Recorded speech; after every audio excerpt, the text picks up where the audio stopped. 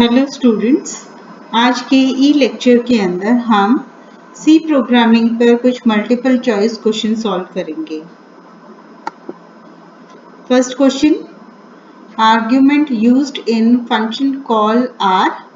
Options है actual arguments, formal arguments, both a and b, d default arguments. अब जब भी हम किसी फंक्शन के अंदर या कोई दूसरा फंक्शन कॉल करते हैं तो फंक्शन को जो आर्गुमेंट पास करते हैं उसको हम कहते हैं एक्चुअल आर्गुमेंट्स। तो इसका आंसर है ऑप्शन ए। तो फंक्शन कॉल के अंदर जो भी वैल्यूज हम काम में ले रहे हैं या जो वेरिएबल्स काम में ले रहे हैं उनको हम एक्चुअल आर्गुमेंट्स कहते हैं।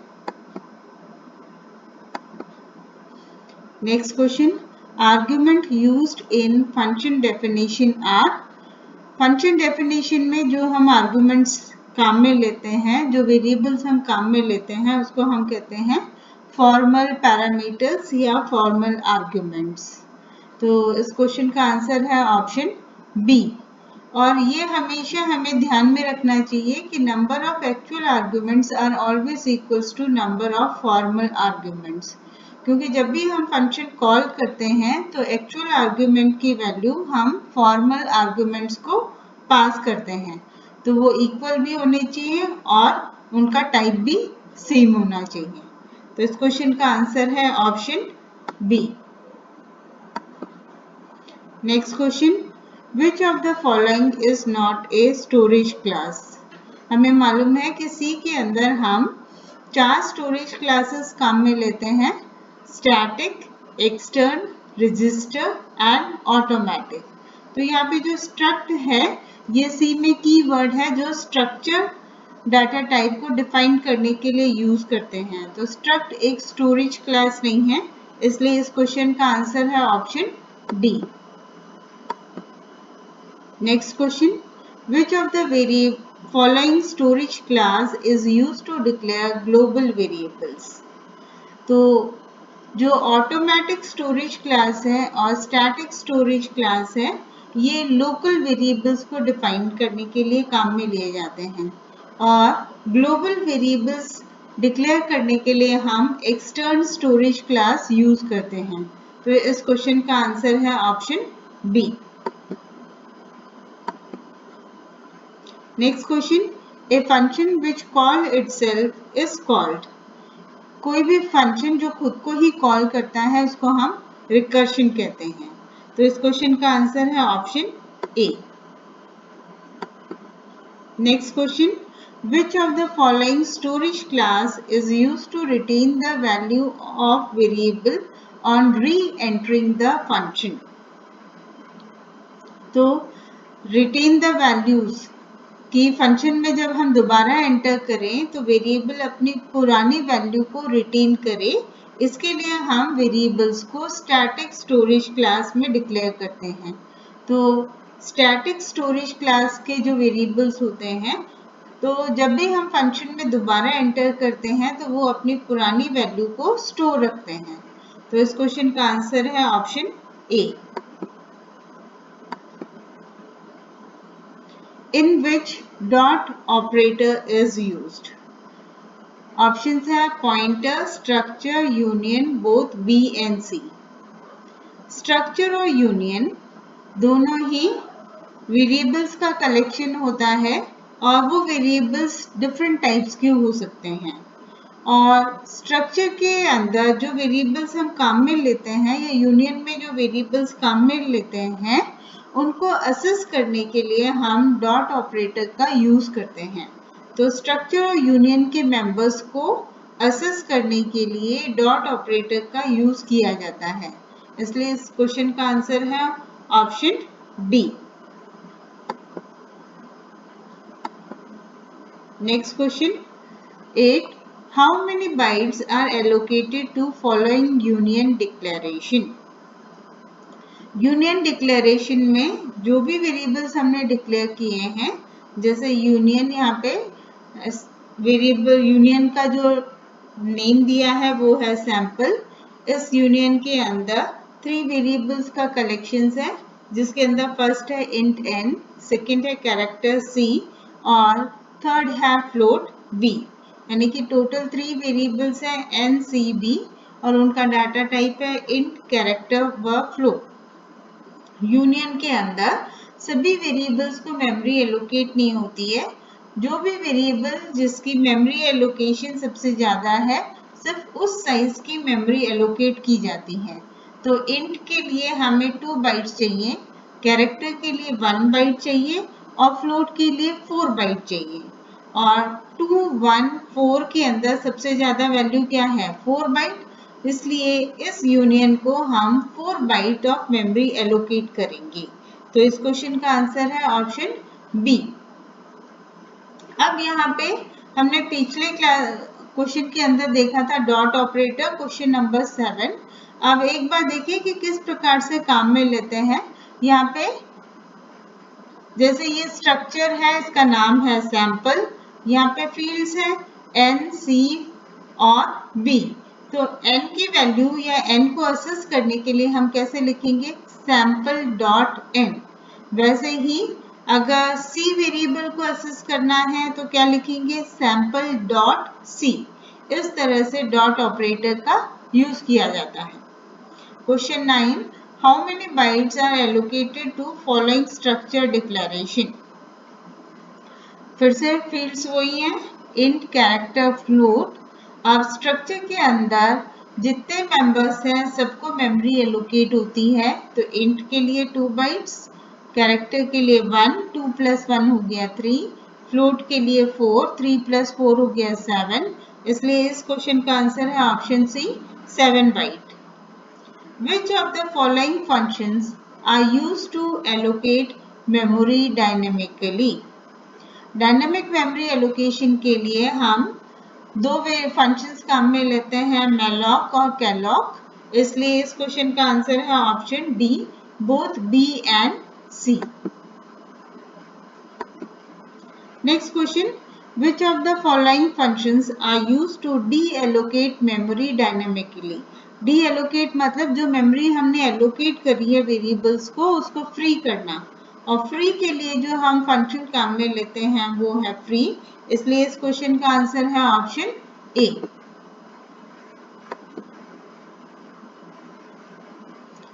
12th, which is used to store different types of related data value in C language?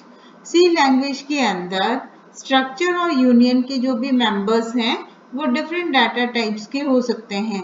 अभी हमने प्रीवियस क्वेश्चन में स्ट्रक्चर और यूनियन का डिक्लेरेशन देखा था, जहाँ पे तीनों मेंबर्स थे वो इंटीजर, कैरेक्टर और फ्लोट डाटा टाइप के थे। इसलिए इस क्वेश्चन का आंसर है option D, both B and C. Next question, a pointer is. Pointer क्या होता है? पॉइंटर की डेफिनेशन क्या है? पॉइंटर एक वेरिएबल होता है जिसके अंदर हम दूसरे वेरिएबल का एड्रेस स्टोर करते हैं। तो pointer variable is used to store the address of another variable. इस क्वेश्चन का आंसर है इसलिए ऑप्शन बी।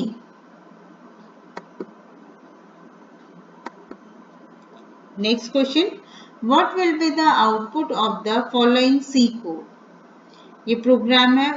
फर्स्ट लाइन के अंदर हम देखें कि int x = 5, यानी कि हमने एक x टाइप का वेरिएबल जिसका टाइप है इंटीजर और वैल्यू है 5 डिक्लेयर किया है। उसके बाद एक इफ स्टेटमेंट काम में ले रहे हैं।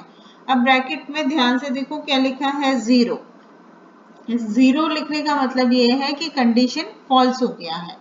इफ ब्रैकेट के अंदर फॉल्स कंडीशन है, प्रिंट एफ हेलो स्टेटमेंट इसलिए एग्जीक्यूट नहीं होगी। कंडीशन ट्रू होता तो ही ये प्रिंट एफ स्टेटमेंट एग्जीक्यूट होती। 0 का मतलब ये है कि कंडीशन फॉल्स है, क्योंकि इफ एक्सप्रेशन में जो भी वैल्यू है 2 ही पॉसिबिलिटी है, कंडीशन ट्रू और फॉल्स, या फिर हम ये भी कहते हैं 0 या नॉन 0। 0 का मतलब होता है फॉल्स और नॉन 0 का मतलब होता है कि एक्सप्रेशन इज ट्रू। तो यहाँ पे 0 का मतलब है कंडीशन फॉल्स हो गया, इसलिए print F hello statement execute नहीं होगी। इफ x = 5 ये कंडीशन ट्रू है, इसलिए प्रिंट एफ हाई एग्जीक्यूट होगा, और कंडीशन ट्रू है इसलिए ये एल्स वाला पोर्शन एग्जीक्यूट नहीं होगा। तो सिर्फ HI प्रिंट होगा। तो इस क्वेश्चन का आंसर है option B. Next question, what will be the output of the following C code? Int x equals to, एक प्रिंटफ स्टेटमेंट है। इस तरह के स्टेटमेंट्स हमने कभी काम में नहीं लिए, लेकिन आप देखें कि यहाँ पे आउटपुट क्या आएगा, प्रिंट एफ हेलो। अगर x इक्वल्स टू नहीं होता और सिर्फ ये होता प्रिंट एफ हेलो, तो हमें मालूम है कि स्क्रीन के ऊपर हेलो वर्ड प्रिंट हो जाता। अब ये जो प्रिंट एफ फंक्शन है, ये एक इंटीजर वैल्यू रिटर्न करता है। और क्या वैल्यू रिटर्न करेगा? जितने कैरेक्टर्स इस प्रिंट एफ स्टेटमेंट के द्वारा प्रिंट किए गए हैं। इस प्रिंट एफ स्टेटमेंट के द्वारा 5 लेटर्स प्रिंट किए गए हैं, H, E, L और O। इसलिए ये प्रिंट एफ स्टेटमेंट x को या 5 वैल्यू रिटर्न होगा जो x के अंदर स्टोर हो जाएगा। और प्रिंट एफ %dx से यहाँ पे x की वैल्यू क्या है, 5 प्रिंट होगा। और पहले वाले प्रिंट एफ से हेलो प्रिंट हो गया है। तो इस क्वेश्चन का आंसर है ऑप्शन बी, हेलो 5।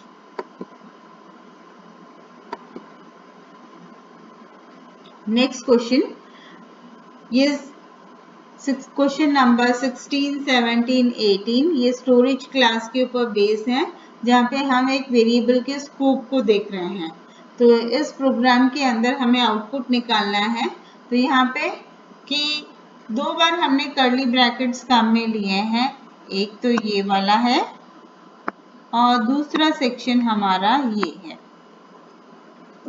तो आउटर वाले के अंदर हमने i इक्वल्स टू 0, लेकिन कर्ली ब्रैकेट्स के अंदर वाली कर्ली ब्रैकेट्स के अंदर हमने फिर से इंटीजर वेरिएबल i डिक्लेयर किया है और उसके वैल्यू को 10 डिक्लेयर किया है। तो अंदर वाली जो ब्रैकेट्स हैं उसके अंदर जब भी हम i की वैल्यू को काम में लेंगे तो उसकी वैल्यू क्या होगी, 10। तो प्रिंट एफ %di से यहाँ पे इस प्रिंट एफ स्टेटमेंट से 10 वैल्यू प्रिंट होगी। नेक्स्ट, जैसे ही हम इस लूप से बाहर आएंगे तो हम इस जैसे ही ये प्रिंट स्टेटमेंट पर आएंगे तो ये वाली i की डिक्लेरेशन काम में आएगी। इसलिए यहाँ पे प्रिंट एफ %di से नेक्स्ट वाले से 0 प्रिंट होगा। और 0 प्रिंट होगा तो आउटपुट क्या आया, पहले वाले से 10 और बाहर से क्या है, जो बाहर डिक्लेयर किया है i जो कि है 0 प्रिंट होगा। तो इस क्वेश्चन का आंसर है 10 0। तो जो आउटपुट आएगा वो है ऑप्शन बी, 10 0।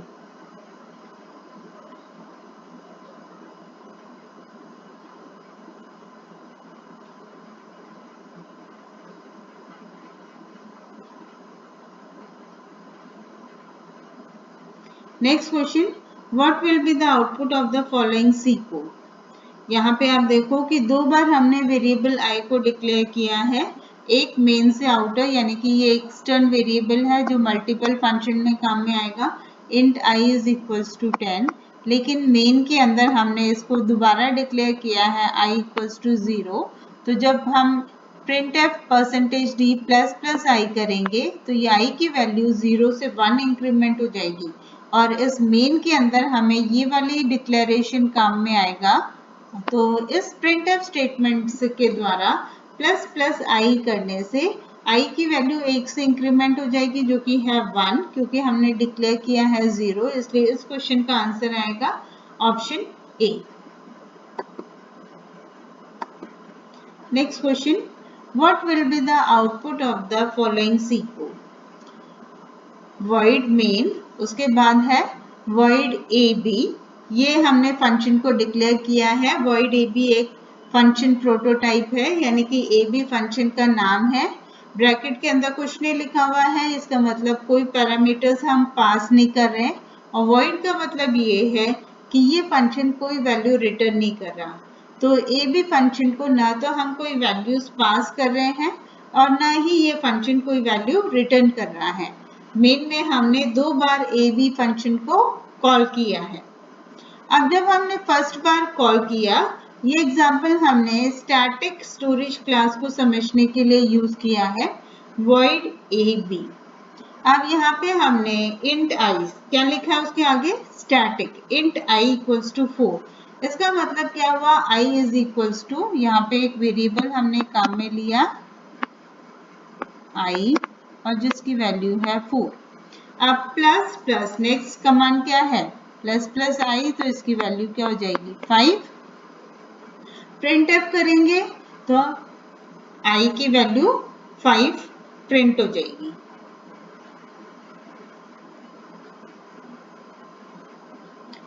नेक्स्ट फिर से ए बी फंक्शन काम में आ रहा है, तो स्टैटिक इंट, जैसे ही फंक्शन से बाहर निकले और वापस आए तो यहाँ पे i इक्वल्स टू 4 नहीं रहेगा, ये अपनी पुरानी वैल्यू 5 भी रिटेन करेगा और प्लस प्लस i करने से यहाँ पे i की वैल्यू क्या हो जाएगी 6 और प्रिंट f %di से 6 प्रिंट हो जाएगा। तो जो ऑप्शन दिए हुए हैं वो एक्चुअल में i की फाइनल वैल्यू को बता रहा है, प्रोग्राम का आउटपुट नहीं बता रहा है। अगर i की फाइनल वैल्यू यहाँ पे ऑप्शन 6 है, लेकिन जब इसको रन करेंगे एक्चुअल में आंसर क्या है 5 और 5 के बाद 6, दो वैल्यूज प्रिंट होंगी क्योंकि 2 बार ये प्रिंट एफ स्टेटमेंट एग्जीक्यूट होगी। Final value of i is 6। तो क्वेश्चन में यहाँ पे आउटपुट नहीं होना चाहिए था, फाइनल वैल्यू ऑफ i होना चाहिए था, जो कि है ऑप्शन बी। और आउटपुट देखेंगे तो यहाँ पे आंसर आएगा 5 स्पेस 6। तो इस प्रोग्राम को रन करने पर जो हमारा एक्चुअल आउटपुट आएगा वो है 5 6 और i की जो फाइनल वैल्यू है वो है 6, जो कि है option B. Next question, what will be the output of the following C code. यहाँ पे भी स्टैटिक वेरिएबल है, जो भी स्टैटिक वेरिएबल्स को हम स्टैटिक स्टोरेज क्लास में डिक्लेयर करते हैं और हमने उसकी वैल्यू को अगर इनिशियलाइज नहीं किया है तो बाय डिफॉल्ट उस वेरिएबल की वैल्यू 0 होती है उस मेमोरी लोकेशन। तो यानी कि स्टैटिक वेरिएबल्स के साथ हमें इनिशियल वैल्यू स्पेसिफाई करनी होती है और अगर हम इनिशियल वैल्यू स्पेसिफाई नहीं करते हैं तो बाय डिफॉल्ट उसकी वैल्यू 0 हो जाती है। तो इस क्वेश्चन का आंसर है option D. Next question, number of actual arguments must be dash number of formal arguments. Actual arguments और फॉर्मल आर्ग्यूमेंट्स हमेशा इक्वल होने चाहिए। तो इस क्वेश्चन का आंसर है option C. Next question, what will be the output of the following C code, include stdio.h void main। यहाँ पे हमने एक कैरेक्टर एरे को डिक्लेयर किया है जिसकी वैल्यूज है bter 2020। उसके बाद लिया है एक पॉइंटर वेरिएबल जो कि इस कैरेक्टर वेरिएबल को पॉइंट कर रहा है और ptr is equals to a+3। अब ये btr एक कैरेक्टर एरे है। सपोज हमने यहाँ पे डिक्लेयर किया है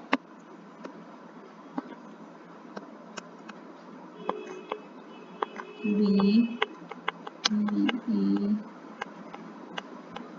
R 2020। अब ये हमारा A है, यहाँ पे A ये हो जाएगा A+1, यहाँ पे +2 +3 एंड सो ऑन। अब पॉइंटर में किसका एड्रेस स्टोर कर रहे हैं A+3, यानी कि ये पॉइंट करेगा +3 आ गया R के ऊपर। तो जब हम इस स्ट्रिंग को प्रिंट करते हैं तो हमारी वैल्यू क्या आएगी, R के बाद जितने भी लेटर्स हैं जो कि है R2020। ये हो गया A, नेक्स्ट T वाला हो गया A+1, E हो जाएगा A+2, R हो जाएगा A+3। क्योंकि A में एरे का स्टार्टिंग एड्रेस है इसलिए पहले का सबस्क्रिप्ट 0, नेक्स्ट वाले क्या हो जाएगा एड्रेस A+1, E का हो जाएगा A+2, R का हो जाएगा A+3 एंड सो ऑन। तो जब PTR है A+3 यानी कि R पे पहुंच गया और इसके प्रिंट करते वक्त पूरी स्ट्रिंग प्रिंट हो जाएगी R2020। तो आंसर है option D. Next question, what will be the output of the following C code? Int star ptr a equals to 2। यहाँ पे हमने एक वेरिएबल काम में लिया है a जिसकी वैल्यू है 2। एक और वेरिएबल काम में लिया है जो कि एक पॉइंटर वेरिएबल है ptr। ptr is equals to and a। तो एंड a मतलब a का एड्रेस, यानी कि ptr इस लोकेशन को पॉइंट कर रहा है। Star ptr plus equals to 1, इसका मतलब है star ptr is equals to star ptr plus 1। तो स्टार ptr की वैल्यू है 2। 2 प्लस 1 कितना हो जाएगा? तो यहाँ पे स्टार ptr 2 लिया, 2 में प्लस 1 किया, उसके अंदर स्टोर कर दिया। तो स्टार ptr का मतलब है ये पॉइंटर जिस लोकेशन को पॉइंट कर रहा है उसकी वैल्यू। तो स्टार ptr से भी 3 प्रिंट होगा और a की वैल्यू भी 3 है। तो इस क्वेश्चन का आंसर आएगा option D. Next question, what will be the output of the following C code? यहाँ पे हमने एक स्टैटिक इंटीजर एरे काम में लिया है A4 जिसके अंदर 4 वैल्यूज हैं 1 2 3 4। एक इंटीजर पॉइंटर काम में ले रहे हैं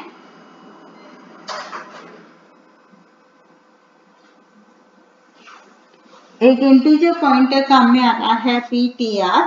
ptr is equals to a plus 3।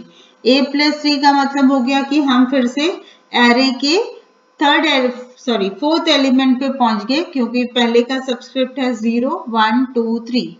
तो इसका मतलब क्या है कि हम फोर्थ एलिमेंट पे पहुंच गए। ptr के अंदर है एड्रेस ऑफ A3 और स्टार ptr 1 कर दिया, यानी कि 4 की वैल्यू वहां पे चेंज होके उस लोकेशन पे हो जाएगी 1। तो जब हम प्रिंट करेंगे तो आंसर आएगा A3 की वैल्यू, हमारा आंसर आएगा 1, क्योंकि हमारे पास ये देखो कि A0 की वैल्यू है 1,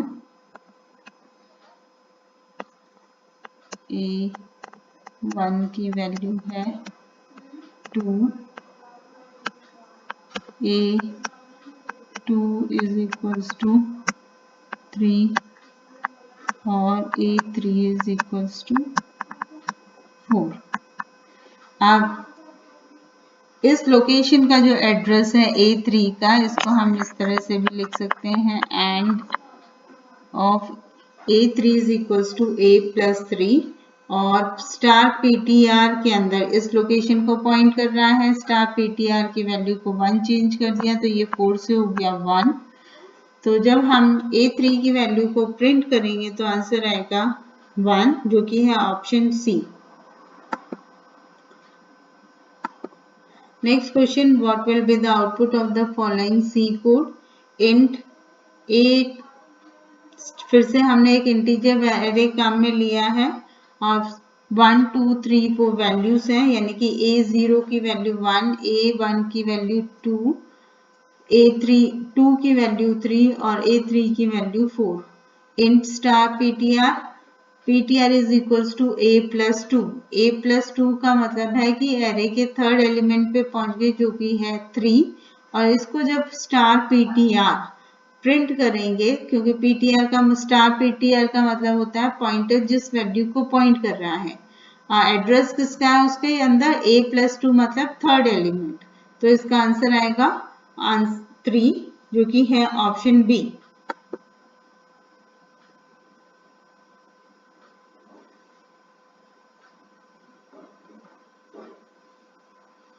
तो आंसर क्या आएगा 3, जो कि है ऑप्शन बी। तो यहाँ पे A नहीं है, आंसर ऑप्शन बी है, A प्लस 2, यानी कि थर्ड एलिमेंट, और थर्ड एलिमेंट यहाँ पे 3 है, तो आंसर A नहीं है, ऑप्शन बी।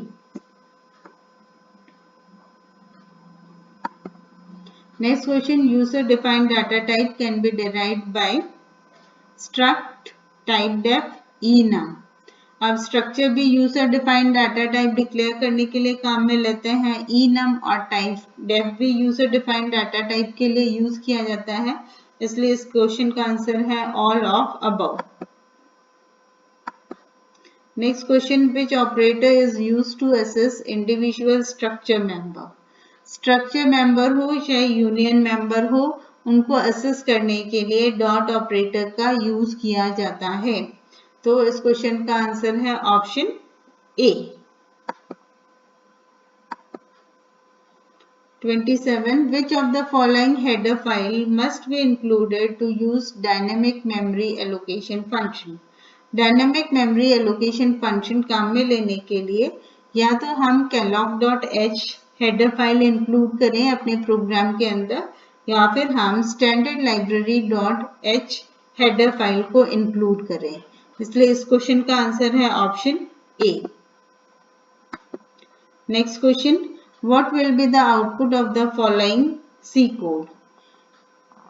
अब फर्स्ट लाइन के अंदर हमने एक इंटीजर पॉइंटर को डिक्लेयर किया है, फिर हम क्या लिख रहे हैं स्टार ptr इक्वल्स टू 5, लेकिन हमने ptr के अंदर काम में वैल्यू स्टोर करने से पहले हमने ये नहीं बताया कि ये ptr कौन से वेरिएबल का एड्रेस स्टोर कर रहा है, यानी कि ptr में हमने किसी वेरिएबल का एड्रेस स्टोर नहीं किया है, क्योंकि पॉइंटर वेरिएबल में एड्रेस स्टोर करना जरूरी है, तभी तो ये किसी वेरिएबल को पॉइंट करेगा।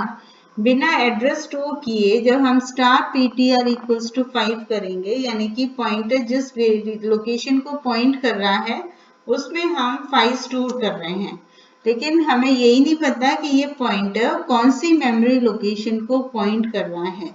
तो सिंटैक्स में गलती नहीं है किसी भी कमांड के अंदर, लेकिन लॉजिकली ये प्रोग्राम सही नहीं है, क्योंकि ptr वेरिएबल के अंदर हमने एड्रेस स्टोर नहीं किया है। तो जब इस प्रोग्राम को रन करेंगे तो ये एक रन टाइम एरर देगा। Next question, what will be the output of the following C code. हमने यहाँ पे एक इंटीजर वेरिएबल a काम में लिया जिसकी वैल्यू है 5, एक है पॉइंटर वेरिएबल और पॉइंटर के अंदर हमने क्या किसका एड्रेस स्टोर किया है, a का एड्रेस स्टोर किया है। इसका मतलब ये हुआ कि यह हमारे पास एक वेरिएबल है पॉइंटर, ये इसको पॉइंट कर रहा है किसको, a को, इसकी वैल्यू है 5 और इसके अंदर यहाँ पे एंड a यानी कि एड्रेस ऑफ a स्टोर किया है। अब ये तो गए फर्स्ट 3 लाइंस। अब क्या है star ptr is equals to star ptr plus 5। Star ptr मतलब ptr जिस मेमोरी लोकेशन को पॉइंट कर रहा है, 5 आ गया, उसके अंदर क्या करना है प्लस 5, यानी कि यहाँ पे वैल्यू क्या स्टोर हो गई 10, और जब a की वैल्यू प्रिंट करेंगे तो आंसर आएगा 10, इसलिए इस क्वेश्चन का आंसर है option B. Last question, what will be the output of the following C code. यहाँ पे हमने ये एस्केप सीक्वेंस समझने के लिए ये एग्जांपल लिया है। इस 3 प्रिंट स्टेट के अंदर हम 3 एस्केप सीक्वेंस काम में ले रहे हैं, /n जो कि है न्यू लाइन कैरेक्टर, /b जो कि है बैकस्पेस के इक्विवेलेंट, और /r जो कि है कैरेज रिटर्न, जो कि कर्सर को लाइन के स्टार्टिंग के अंदर ले जाने के लिए काम में लेते हैं।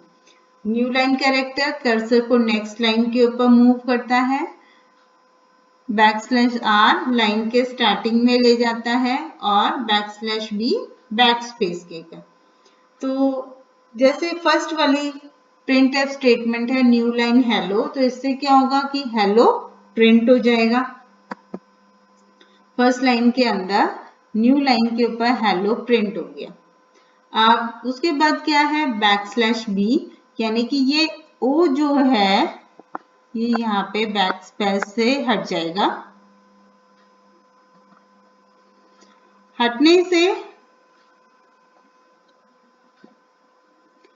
उसके बाद प्रिंट क्या करना है 2020, तो हेल ओ तो बैकस्पेस से डिलीट हो गया, और 2020 प्रिंट हो गया। अब नेक्स्ट लाइन के अंदर हमारा \r से कर्सर A पे चला जाएगा, स्टार्टिंग में A क्या H पे चला जाएगा और फिर हम प्रिंट कर रहे हैं ABCD। तो ये जो शुरू के 4 लेटर्स हैं इनके ऊपर ये ABCD ओवरराइट हो जाएगा और 2020 एज इट इज रहेगा। तो फाइनल आंसर क्या हो जाएगा? ABCD 2020। फिर से देखें, न्यू लाइन हेलो से हेलो वर्ड प्रिंट हो गया, /B से O डिलीट हो गया और कर्सर वहां पहुंच गया, उसके बाद 2020 प्रिंट हो गया। तो लाइन 2 के बाद जो हमारा आउटपुट आ रहा है वो है हेल्प 2020।